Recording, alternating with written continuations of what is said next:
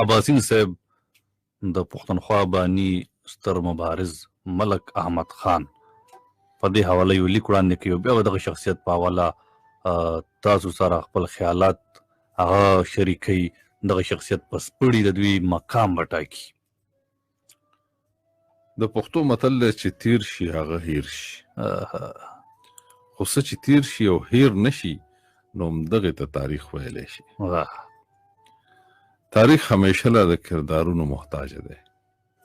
د دنیا په هر سیمه، په ټوله نړۍ او په هر قام کې داسې کردارونه تیر شوي دي چې هغوی د خپل قام په ولسي او قامي ژوند ډیر اثرات مرتب کړي دي، او ځینو خو پکې د تاریخ د رود مخ ګرځولی. دا کردارونه هم کیدی شي او بدم. دا اثرات خوښجن هم کیدی شي او کرکجن هم. خو په تاریخ کې د ښه او بد تمیز کول په خپله هم یو ډیر ګران کار دی، او دا کار خو هغه وخت نورم ډیر ګران شي کله چې دا د تاریخ د کردار یو جنګیالی، فاتح، قامي سردار یا باچا وي. ځکه چې د یو قام هیرو د بل قام ویلن وي، او د یو قام ویلن د بل قام هیرو وي. څنګه محمد بن قاسم محمود غزنوي د مسلمانانو هیروګان خو د هندوانو ویلنان دي. خو په تاریخ کې ځینې کردارونه داسې هم شته چې خپل غیر خلک هم د هغوی د خوبو، صلاحیتونو، مړانې، تدبر، پوهې، بصیرت او سیاست په فراخه زړه مننه کوي،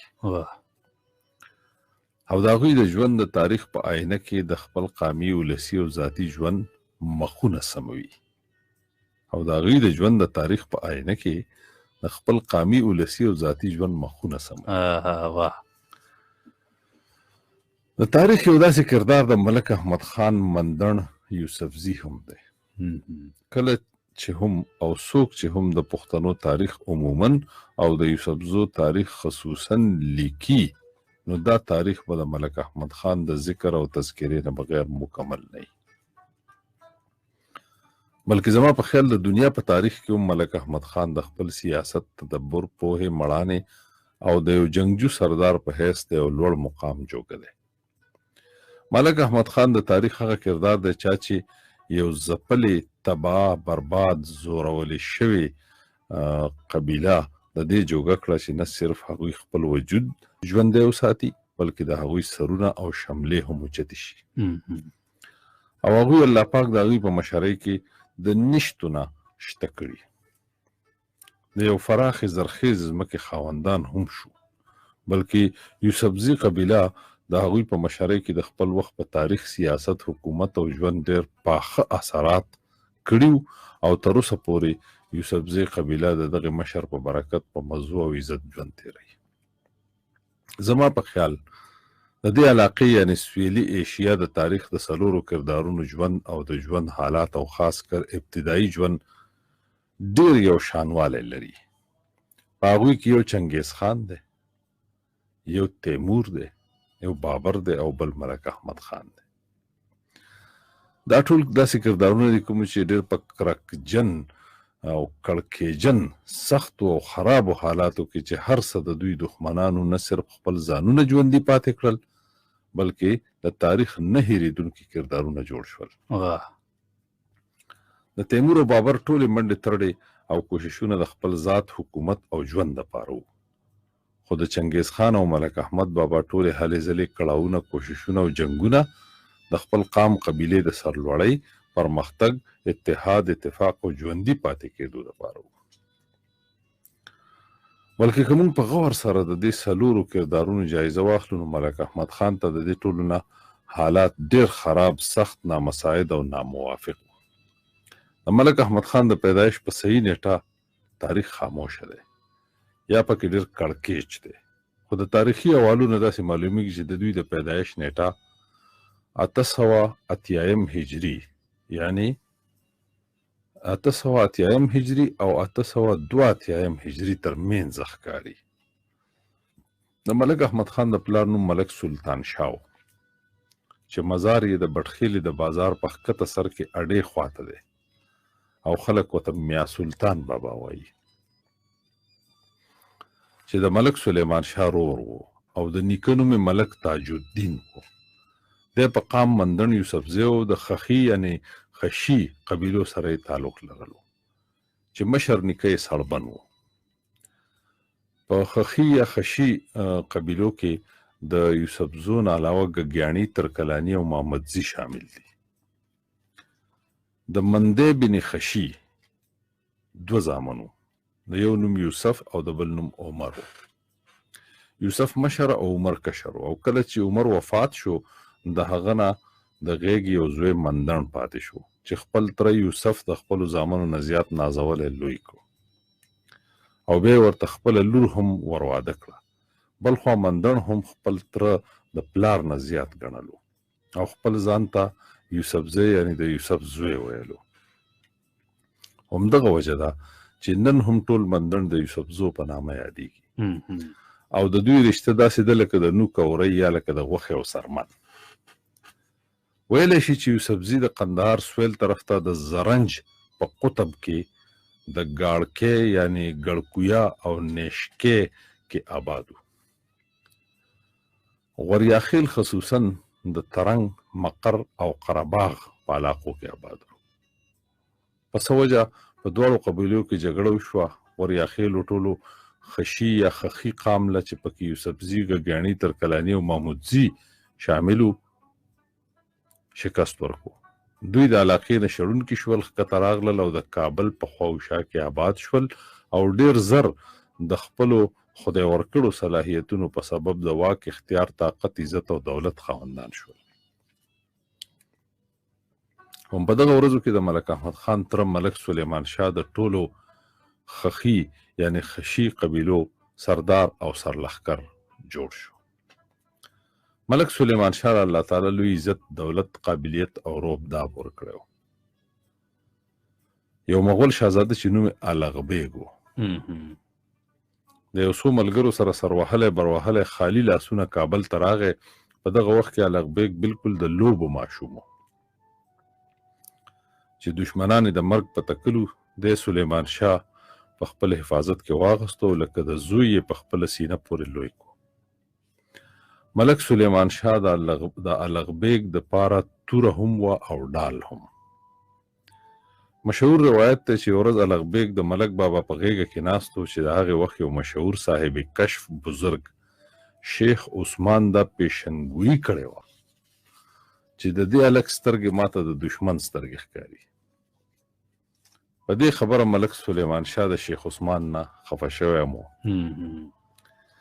لنډه قصه دا ده چې الغبیګ زلمی شو او د ملک سلیمان شاه په مټو او کومک سره د کابل باچا شو او د دغه وخت نه د یوسفزو شامت شروع شو چې پکې د یوسفزو د خپلو عملونو هم ډیر لاس و. په دغه ورځو کې دوی سرتیز شوي وو. د طاقت نشه د هر یوسفزي سر ته ختلې وه. باچا یې هډو هیڅ هم نه ګڼلو، ځکه چې یوسفزي د خپل تاریخ د وړاندې پوړۍ نه ډیر جرأت پسند دي. آخر د ګګیاڼي قام په لسمه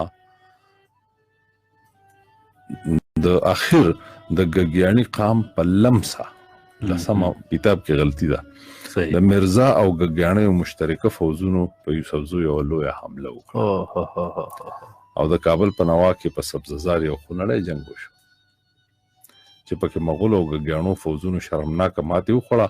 د ماتې نه پس مرزا کابل ته او ګګیاڼي خپلو علاقو ته واپس لاړل. خو اوس د باچا په زړه کې یوسفزو ته پخه غوټه جوړه شوه. آخر حسن بن چنګا او شیبلي بن توري ګګیاڼو سردارانو الغبیګ ته مشوره ورکړه که چېرې د یوسفزو فساد همیشه دپاره ختمول غواړي نو دوی په زور نه بلکې په نرمۍ، صلح، سیاست او مکر او فریب قابو کړه. آخر الغبیګ ټول یوسفزي مشران کابل ته په مکر او دوکه راوستل چې 200 او بعضې روایتونو کې 800 کسان وو.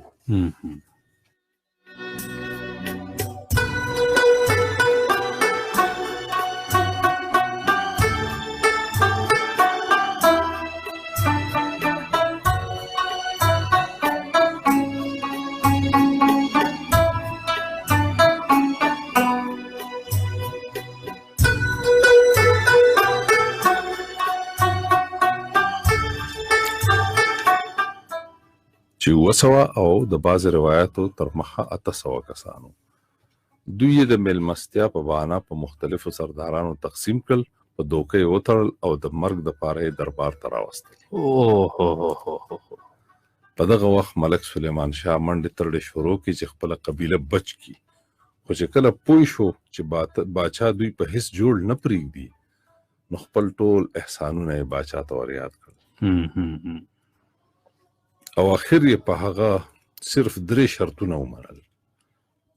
وړمبنی شرط دا چې ما اول قتل کا ملک سلیمان شاه ورته، ځکه چې زه خپله قبیله په خپل مخ کې په قتلېدو ونه وینم او د دوی خون زما په غاړه نشي، ځکه چې شیخ عثمان زه مخکې خبردار کړی وم، خو ما د هغه خبره وانه اورېده تر دې چې ته مې باچا کړې. دویم شرط دا چې ما مړ کا، خو زما وراره ملک احمد زما په ځای ژوندی پرېږده. هغه وخت د ملک احمد عمر صرف 15 کاله و، خو تره په هغه کې د قابلیت، اقبال مندۍ او سردارۍ ټولې نښې نښانې لیدلې. په دې وجه ملک احمد د خپلو زامنو نه هم ډېر زیات خوښ و. او دریم شرط دا و چې بېشکه دا ټول سرداران قتل کا، خو زمونږ د مرګ نه پس زمونږ قبیلې ته امان ورکړه او دوی چې چېرته تګ کول غواړي دوی آزاد پرېږده. او دغه شان په کال 1508 عیسوي کې د کوثر بن مولا د هغوی 4 ملګري او ملک احمد خان او د ملک احمد خان نه علاوه 7 یا 800 یوسفزي شهیدان کړی شو، چې پکې ملک سلیمان شاه هم شامل و. وایي چې کله ملک سلیمان شاه د خپل سر په بدله د احمد خان د ژوند دپاره باچا ته خواست کولو، په دغه وخت حسن بن چنګا او شبلی بن توري ګګیاني سرداران هم د باچا په خوا کې ناست وو. دوی ویل چې عجیبه ناپوهه سړی دی چې خپل ځان نه بچ کوي، چې د خپل قام اډاڼه او د آبادۍ سبب دی او د احمد دپاره مینتونه کوي، چې لا ناپوهه او ناتجربه کاره ماشوم دی، دی به د خپل قام څه مشري وکړي. کله چې ملک سلیمان دا خبره واورېده نو ویل چې ما هسې هم عمر خوړلی دی، احمد زلمی دی، زما امید دی چې دی به قام ضرور بچ کړي. دا واقعه د یوسفزي قام دپاره د قیامت نه کمه نه وه. داسې کور نه و چې په هغې کې ماتم نه و. او بیا دا چې الغ بیګ حکم وکړو چې د یوسفزو ټول مال دولت لوټ کړي او سړي صرف په یو لنګ کې پرېږدئ. همغسې وشول. وایي چې هیڅ چا سره هیڅ پاتې نشول، البته د موسی بن اکو خزانه محفوظه پاتې شوه. ملک احمد خان په داسې حالت کې سره د 15 ملګرو خپلې قبیلې ته واپس راغی او د خپل تره سلیمان شاه د وصیت مطابق د قبیلې مشر شو. اوس هغوی د یوې داسې قبیلې مشري کوله چې بالکل تباه برباده شوې وه، نه صرف په نفري او مالي لحاظ سره بلکې په نفسیاتي اړخ هم د دوی حوصلې ډېرې لاندې پرېوتې وې. هر سړي ته خپل ځان په خپل نظر کې شرمنده او سپک ښکارېدو. د خودترسۍ او ناامیدۍ وریځې په سوچونو خورې وې. د ژوند اعتبار ختم و. د مستقبل فکر هره ګونه زیړه کړې وه. د هر چا لاسونو خپو نه ساه وتلې وه. ملک احمد خان ته ټول نه وړاندې لویه معرکه خپل قام ته حوصله او دلاسه ورکولو او په هغوی کې د ژوندي پاتې کېدو جذبه پیدا کولو او د یو قام په حیث د هغوی عزت نفس او خودي بیا ژوندي کولو. او دا کار ملک احمد خان ډېر په ښه ډول سرته ورسولو او د یو پوهه حکیم په حیث د علاج په توګه خپلې قبیلې ته د هجرت حکم وکړو، ځکه چې دا په دا ځای کې اوس د قبیلې بقا او ژوندي پاتې کېدل ډېر ګران وو. او د هغې ځای تراخه یادونه د هر یوسفزي د زړه ناسور وو. دغه شان دا قبیله بې سر و سامانه، تباهاله او پریشانه د دره خیبر په لاره پېښور ته راورسېده. او دوی په دومره لږ شمیر کې وو چې ټوله قبیله د یوې ونې د لاندې تېره شوه. په دغه وخت کې آفرین شه په موسی بن اکو چې خپله بچ شوې خزانه یې په خپلو وروڼو کونډو یتیمانو د زړه د اخلاصه تقسیم کړه او دوی په لږه ساه واخیسته. د دې نه پس ملک احمد خان د دلزاک قام مشرانو ته د فنا او کومک خواست وکړو. د لزاکو د دوابې علاقه دوی له ورکړه. په دغه وخت ملک احمد د لزاک قام ته صداسې رنګ خطاب وکړو: ای د لزاکو رونو، زما قام مصیبت والی او کمزوری دی. زموږ ډېر خلک په کابل او نورو ځایونو کې پاتې شوی دی. هغوی د دې جوګه نه وو چې یو دم کور پرېږدي او را روان شي. اوس لا صرف هغه خلک چې وس او طاقت یې لرلو هغوی دلته راغلي دي، کوم چې هلته پاتې دي هغوی به هم وروستو راځي. نو ځکه صرف د دوابې علاقه زموږ دپاره پوره نه ده. زما قام به په دې کې استوګنه ونه کړی شي او د دې آمدن به زموږ پوره نه وي. د لزاکو جرګې دا خبره هم منله. دوابې سره متصل دانشکول، عنبر او باجوړ ټول علاقه یوسفزو ته حواله او ورته وویل چې لږ طاقتمن شئ، د شلمانو نه اشنغر هم واخلئ. او اخر ملک احمد خان خپلې قبیلې لا د پښو غولی او د سر سوری پیدا. لږه موده پس باقي پاتې یوسفزي هم راغلل او آباد شول. اګر چې د لزاکو جرګې د باجوړ علاقه ملک احمد خان ته ورکړې وه، خو ملک هیبو چې د لزاک عمرخیل او د باجوړ ملک و، د جرګې دا خبره ونه منله او باجوړ یوسفزو له د ورکولو نه انکار وکړو. یوسفزو د پېښور د لزاکو ډېر سفارتي کوششونه وکړل، خو دا ټول کوششونه منت زاري د ملک هیبو د ضد د وجې نه ناکامه شوه. خبره جنگ ته ورسېده او د لاشوړې په خوا کې لکه تیږه سره جنګ وشو. د یوسفزو د خلیلو مشترکه فوز د ملک هیبو مقابله وکړه. دا ټول خلیل هم د شیخ میرداد افغان خلیل سره په لاشوړه کې آباد و او یوسفزو اتفاقا د ملک سورخابي ترکلاني او ملک ګوګړ مومند په مدد سره ملک هیبو له ماتې ورکړه. ملک سورخابي ترکلاني او ملک ګوګړ د صلح په نیت راغلي وو، خو ننګ مجبور کړل او دغسې د یوسفزو علاقه یوسفزو ته حواله شوه.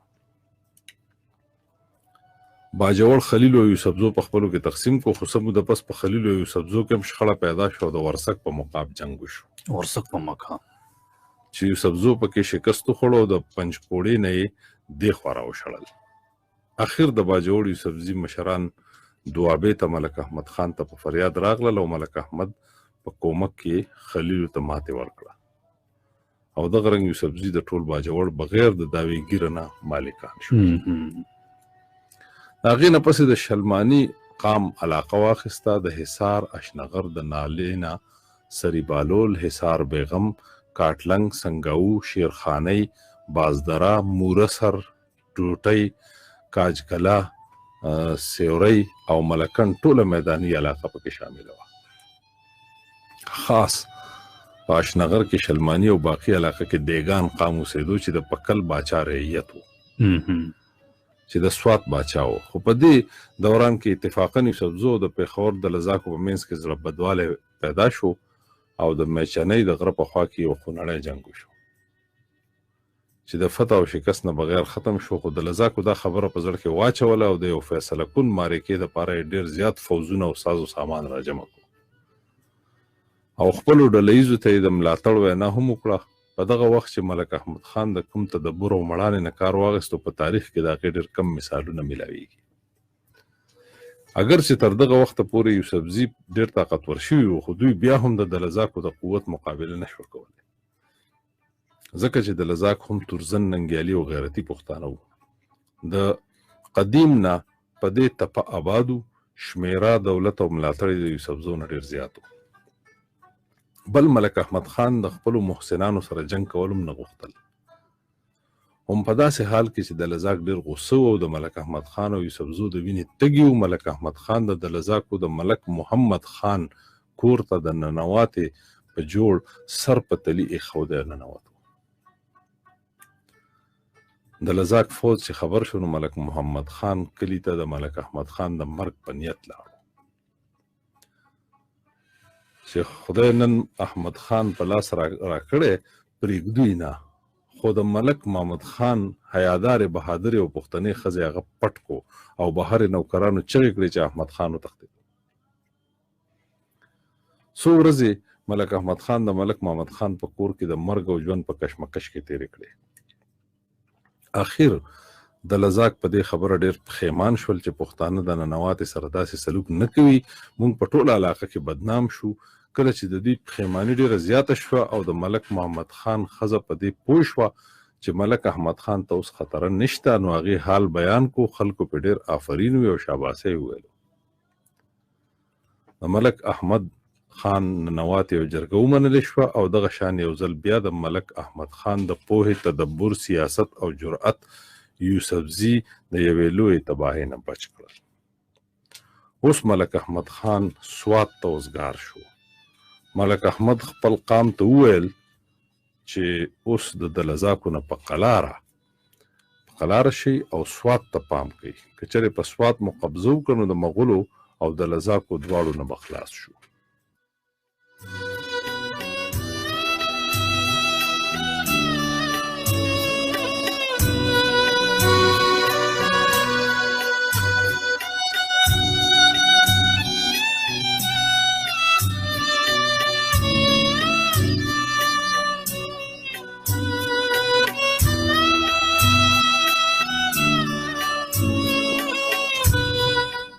په دغه وخت کې په سوات کې دوه طاقتونه وو، چې سلطان پکل اویس وو چې د سوات په ډېره لویه برخه یې حکومت کولو. دویم د مطراو ملک حسن مطراوي وو.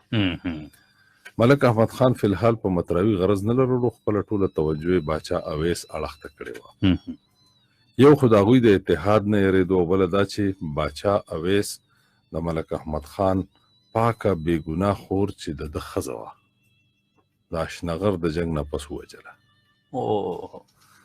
قصه مختصره، ولنی جنگ په مورا او ملکڼو شو چې یوسفزو پکې ملکڼ فتح کو. دویم جنگ د الډن او تاڼې د مینس په علاقه کې وشو. دې جنگ ته د تاڼې جنگ وایي. دریم او فیصله کن یرغلې په دارالخلافه وکړو او باچا په دې مجبور شو چې سوات پرېږدي. باچا نیهاک درې ته لاړو په دیر کې د دالا او باقی ژوند هلته تیر کو. څلورم جنگ په تالاش وشو چې پکې دیگان کافر آبادو او اخیری جنگ په بلوګرام د مطراو خلاف وشو چې ملک حسن مطراوي او دغه قام پکې ماتې وخوړه. اوس یوسفزي د ټول سوات اشنغر ملکڼ باجوړ بغیر داویګیر نه مالکان شو. په دې ورځو کې یو درې لوی پیښې نورې هم وشوې چې پکې د ګګیانو د کابل نه دوابې ته راتلل، د یوسفزو د رورولۍ په ننګ د دوابې علاقه ګګیانو ته ورکول، د ګګیانو په لمسه د بابر په دلزاکو حمله کول او د کلپاڼۍ په خوا کې د دلزاکو او ګګیانو ترمنځ جنگ او د ګګیانو مکمل تباهي لوی تاریخي واقعي دي. دې فتح د لزاک نور هم سرتیزه کړل، چونکې څو یوسفزو سردارانو د ملک احمد د رضا او صلاح نه بغیر په دې جنگ کې د ګګیانو مرسته کړې وه. نو د لزاکو ارادې یوسفزو ته ښه نه وې او بیا یوه داسې واقعه وشوه چې د لزاکو او یوسفزو دوستي په دښمنۍ کې بدله شوه. هغه وخت ځینې یوسفزي په بګیاړه کې اوسېدل. یو ورځ د یوسفزو یو څو تورسرو د بګیاړې په خوا کې جامې وینځلې، جامې نور ته غوړولې وې چې د لزاکو یو ټولګی په دغه لاره راغی او دوی کې یو کمزاته کس د هغوی د پردې پړونه راغی. زنانو ورته آواز وکړو چې بدبخت د لزاکه زمونږ پړونه مه وړه، واپس یې راکړه، که چېرې تا زمونږ څادر واپس را نه کړو نو یاد ساته ملک احمد خان لا ژوندی دی. دغه څادر به ستاسو د ککرو په وینو رنګ کړي. دې نه پس دواړو طرفونو ځان له فوز جمع کول شروع کړه. شیخ ملي بابا افغانستان ته لاړو، د هغه ځای نه هم لښکر راوستو. دغسې د لزاکو هم د خوا و شا ډېر فوز او فوزي سامان را جمع کو. اخر د کاټلنګ په خوا کې په ګدر نومې ځای فیصله کن جنګ وشو. اخر د لزاک د پېښور سره سره د صوابۍ ټوپۍ د اباسین د دې غاړې نه لاس په سر شو او د نوخار د سیند نه تر سوات دیر او کوهستانونو پورې دغه د پښتونخوا ریاست جوړ شو. د بابر او ملک احمد خان کشمکش د بابر او د یوسفزو د تاریخ یو زړه راښکونکی باب دی. دا د تاریخ نه زیاته یوه خوندوره قصه ښکاري. د 900 یوسفزو د شهادت نه پس د یوسفزو زړه تر مغلیه خاندان د زواله پورې مغولو ته سپین نشو. په هر دور کې یوسفزو د هر مغول شهنشاه خلاف تر خپل وسه هلې ځلې کړي دي، خو بابر یو داسې مغول و چې د هغوی په دور کې یوسفزي او مغول د مبارکې بیبي له برکته یو بل ته نږدې شو. او په دې کې د ملک احمد خان د مشرۍ بصیرت، سیاسي پوهې او د جنگي مهارت ډېر لاس و. کله چې بابر د کابل باچا شو نو د ننګرهار، پېښور او د کلپاڼۍ د لذاکو چې د باچا ډېر وفادار و، د یوسفزو او ملک احمد خان خلاف د باچا په عدالت استغاثه داخله کړه چې پکې د باجوړ په معرکه کې د ملک هیبو او د میچنۍ په میدان چوړ بن کیمبل او د نورو سردارانو د مرګ دعوه وکړي شي. وایي چې د لذاکو 80,000 اشرفۍ په دې شرط باچا ته د ورکولو واده وکړه چې احمد خان قتل کړي. په دغه ورځو کې باچا ته د پیسو ضرورت هم و، هغسې هم د باچا په زړه کې د یوسفزو نه خار پروت و، ځکه چې نه خو دوی د بابر باچا فرمان بردارو، نه یې حاکم یا عامل پرېښودو او نه یې څه ټیکس یا خراج ورکولو. اخر بابر د یو فرمان په ذریعه ملک احمد خان کابل ته طلب کو. ملک احمد خان لا په 6 و 5 کې و، خو کله چې ملک سرخابي او ملک بلوخان تر کلانو چې د ملک احمد دوستان او خیرخوا وو هم خط راولېږو چې بې یرې او بې خطرې راشه. د دوی سره سره د ملک احمد خان د نورو دوستانو هم چې ګګیاڼي سردارانو، یو ملک احمد بن عمر شاه عمرزی زیرک خیل او دویم ملک یحیی بن شاهو هم احمد خان ته د راتلو بلنه ورکړه. بابر دومره جوور سړی و چې ملک احمد خان دوستان او خیرخوا هم د باچا په نیت پوه نه شو. ملک احمد خان سره د ډیرو تحفو او نظرانو د ملک محمود بن یحیی اکوزي، علاءالدینزي او د یو یوسفزو شاه زلمو په ملګرتیا کې د شاهۍ په لاره افغانستان ته روان شو. په لاره کې ادو میراثي هم د ځان سره کو او د ناوګۍ په لاره افغانستان ته ور داخل شو. کابل ته پر رسېدو باچا په ظاهره دوی ته ډېر دروند هرکلی وویلو او د ځان په خوا کې په دربار کې کېنولو، خو نه د باچا زړه سپین او نه د ملک احمد خان زړه ډاډه. دواړه د یو بل په نیت ښه پوه وو. د ملک احمد خان دوستان هم په خپلو کړو پښیمانه وو. اخر سمو د پس د لذاکو بیا په باچا زور راوستو چې ملک احمد قتل کړه. خو پام کوه چې د مرګ نه مخکې ملک احمد خبرو ته پرېږدي، ځکه هغوی د دې معترف وو چې ملک د ژبې نه تیز او خوږ زبانه سړی دی. دوی له الله پاک ډېر فصاحت او بلاغت ورکړی دی. خبرې یې ډېر تاثیر لري، هسې نه چې باچا دی په خپلو خبرو متاثره کړي او د باچا اراده بدله شي. اخر د ملک احمد خان د مرګ ورځ وټاکلې شوه. باچا غشي لینده په لاس په خپل دربار کې تیار ناست دی. بل خوا د ملک احمد خوږمنو ملګرو ملک د باچا د ارادې نه خبر کو. هم په دغه شپه ملک احمد د خپلو ملګرو سره مشوره وکړه. ټولو ملګرو ورته دا صلاح وکړه چې د پټکو نه به رسۍ جوړه کړو، ته په هغې د قلا نه کوز شه وتښته، ځکه که ته څه شوې نو زمونږ قبیله به خواره زاره شي.